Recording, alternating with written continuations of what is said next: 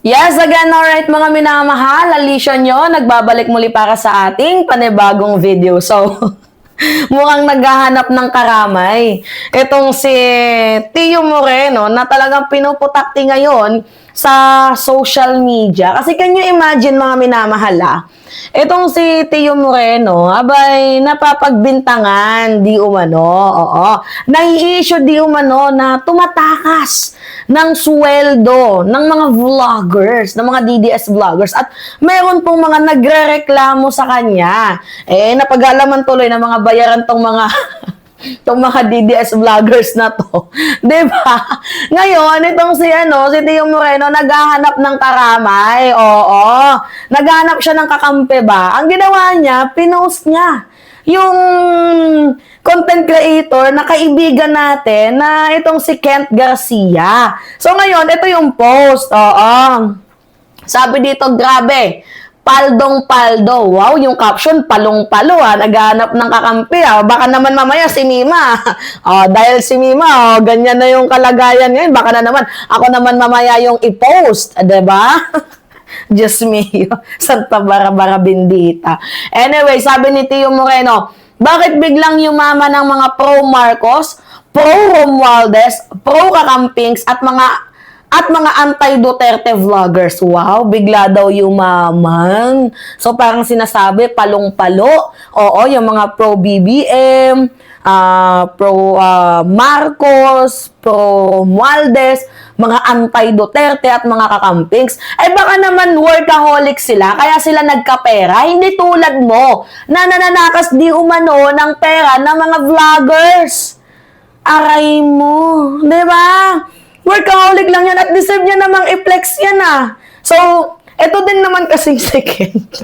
Kent, alam mo namang madaming evil eye na mga DDS. I-flex niya kasi to.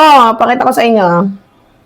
Yung madami niyang sing-sing na ginto sa kamay, halos lahat ba naman kasi nilagyan niya ng ginto sa kamay? At saka ako yung tatanungin, deserve naman yan ni Kent. Wala namang masama dyan kung i-flex niya yan. Di ba wala namang masama dyan kung ibalandra niya yan? Binili niya yan Pinaghirapan niya yan For what reason? Para itago niya yan. Deserve niya naman yan. Wealth niya yan. Pinaghirapan niya yan. Tinrabaho niya yan. So, ano yung masama? Di ba? Ngayon, ito yung nirereklamo ni Tio Moreno. Kung nakaka-afford ng 3.9 million na Mustang 2025 vlogger na ito ay meron 22k followers lang, how much more yung mga attack dogs like Jesus Falsis, Richard Hadran, diba? Sino pa ba? Gary Kakanindin at iba pa. Imagine, lahat ng dariling niya may golds. Patong-patong at ginto sa leeg na nasa around 400k up bawat isa. May bagong house and lot, around 10 million ang price estimate. Binili niya cash and hindi hulugan at iba pa. Iba talaga kapag anti-Duterte ka sa panahon ngayon. So, paldo. Ganito kasi yan, mga minamahal. May sweldo talaga sa YouTube. At itong si Kent Garcia ay palong-palo naman yung views niya sa YouTube. So, may sweldo yan. Bukod pa dyan, siguro nagne-negosyo din yan si Kent Garcia. So, anong masama kung mag-flex siya? Baka naman yung gold ko ma-issue din. Baka naman yung Louis Vuitton ko ma-issue din. Baka naman tong kwarto ko gawin ding issue. 'Di ba? Baka naman maging issue pa yung mga achievement, 'di ba, natin in life. Paano na? So, bawal pa lang mag-flex ng achievement. 'Di ba? So, ang mangyayari kasi ganito, alam naming may issue ka, Tio Moreno. Huwag ka nang maghanap ng karamay kasi bistado ka na, kasi kapwa mo din vloggers ang nagbibisto ng katarantaduhan mo. 'Di ba?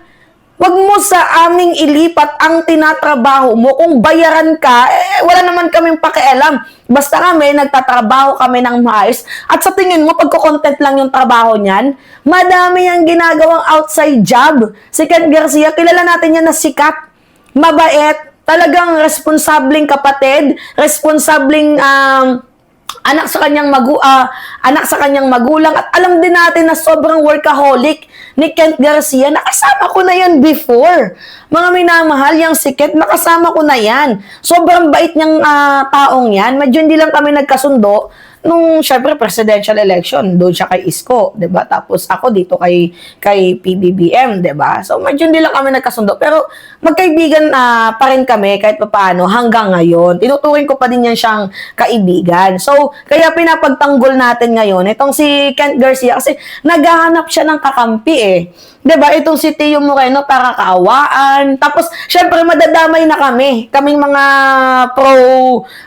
pro-government, 'di ba? Na kahit hindi naman kami overflexing kasi the way na yung mga pro Marcos, mga anti-Duterte, anti-Duterte ako.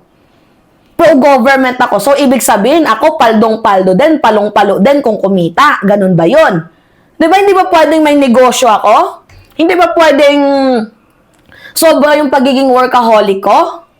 Diba deserve niya naman ata kung ano yung na-flex niya ngayon eh. So, bakit kailangan mong i-overshade yan? Like, may issue ka ngayon na bayaran ka. Diba? Na tinatakbo mo yung pera. Tapos ngayon maghahanap ka ng kakampi. Ililipat mo sa mga pro-Marcos vloggers. Diba? Mga minamahal. Ano ba naman to?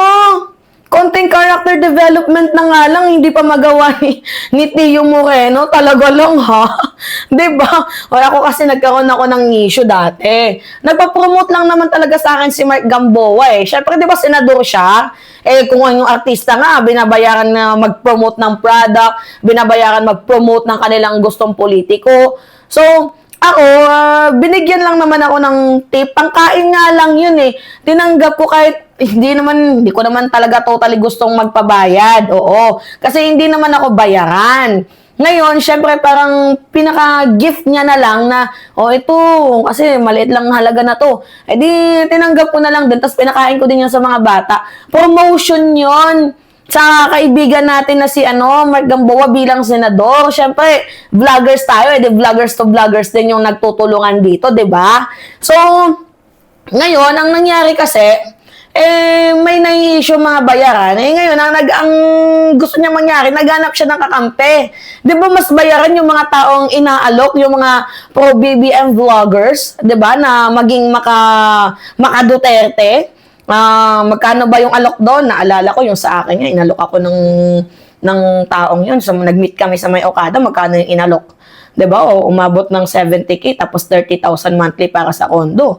'Di ba? Allowance, sweldo 70K, 30K allowance tapos free condo pa. Putang ina. Kung ako lang, anak ko, kung gipit na gipit ako, kaya kong tanggapin 'yun, pero iniisip ko yung paninindigan at prinsipyo, hindi ko ginawa. Kaya tingnan ninyo, sa pagiging makatotoo ko sa aking sarili, na nakakapasok na ako sa mga ganitong klaseng bagay, 'di ba? Ito na, ang ganda na ng hinihigaan ko ngayon at dito niyo na ako makikita, 'di ba? Na magko-content kasi lumipat na ako. Salamat nga pala sa tumulong sa akin na makuha tong unit na 'to, 'di ba?